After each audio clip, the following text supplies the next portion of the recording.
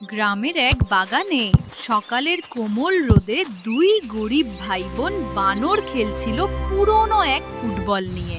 এটাই ছিল ওদের পৃথিবী। হঠাৎ বাগানে আসে দুই বড় লোক বানর, চকচকে জামা, গলায় সোনার চেইন। তাদের চোখে অহংকার, মুখে হাসি। তারা গরিব বানরকে দেখে রেগে যায়। তারপর তারা একটা পাথর ছুঁড়ে মারলো গাছে থাকা একটি মৌচাকে।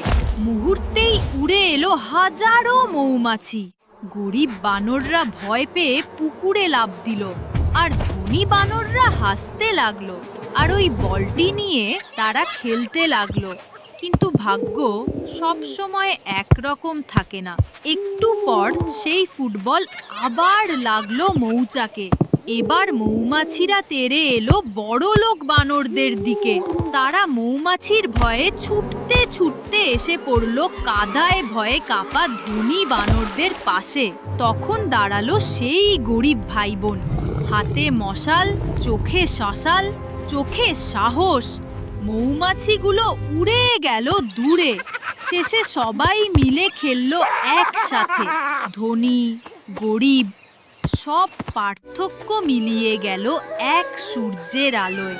যে ভালোবাসে সেই বড়, কারণ শেষমেশ আমরা সবাই এক পৃথিবীর সন্তান।